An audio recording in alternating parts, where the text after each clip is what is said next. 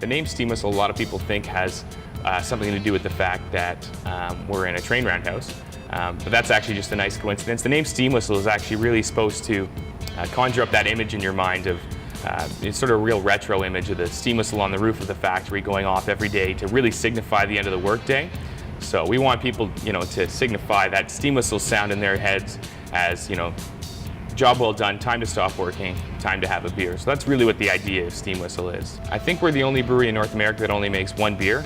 Our slogan is do one thing really, really well. So we're entering our 15th year of existence, and for those entire 15 years, 100% of our attention has been focused on continually improving the quality of our products. So I've been working at Steam Whistle for pretty much 10 years now, so quite a while, and it's an amazing place to work if you like beer, which I do.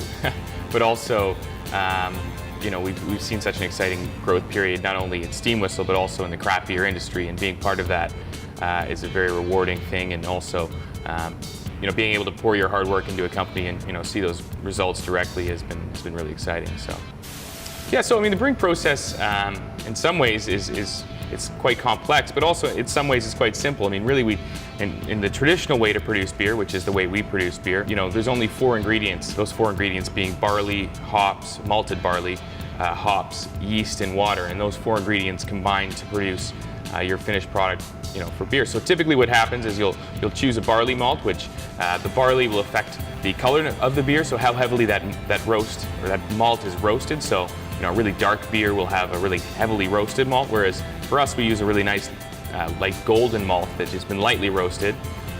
We add water to that, and as well essentially generate we take a lot of the starchiness which is inherent in that barley and convert that into the natural sugars, which will later on in the process be the fuel that our yeast will need to generate the alcohol and the carbonation.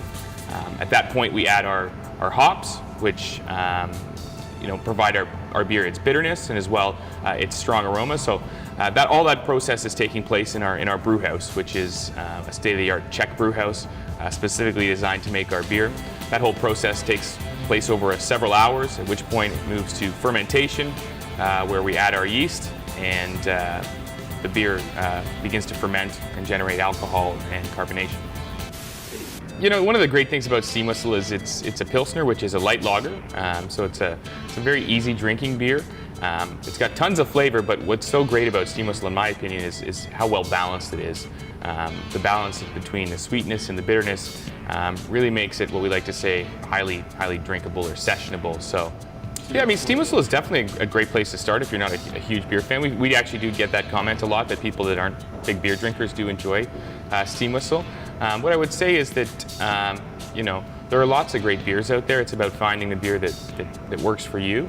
But certainly Steam Whistle would be an accessible beer for people that aren't necessarily big beer drinkers, for sure. Yeah, our bottle is really like our flagship product offering. It's the icon of our brand, and our bottle is modeled after actually a 1950s industry standard beer bottle. So back in the day, you would have seen these beer bottles all across the place. But now we're brewing out of a really nice heavy green glass bottle. Our bottles are made with about 30% more glass, which not only gives the bottle a great feeling in your hand, but it also that extra glass enables us to reuse that bottle more often than the industry standard. We seem to think that it's about 3 times the shelf life of a regular industry standard brown bottle. So that's number one, economical, but also very environmentally friendly for us, because we can reuse those bottles over and over again. A lot of people don't, they're always historically very focused on pairing wine and food, but what people are really turning on to, which is excellent, is that beer is almost as good, or if not better, at pairing with food than wine is. There's a whole host of great food and beer pairings that you can conjure up.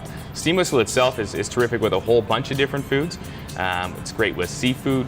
It's great with spicy foods because it really cuts through some of that hotness.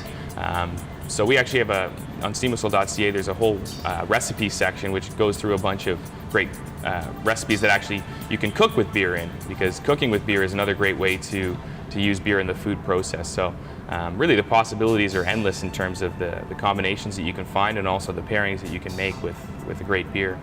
I would encourage anybody that has the opportunity, is in Toronto, to come down and visit us here at Steam Whistle, where our doors are open every single day except for Christmas Day and New Year's Day for tours. So you know, if you are interested at all in beer, it's a great way to come down, learn more about the product, learn more about how beer is made, learn more about the passion that goes into brewing beer.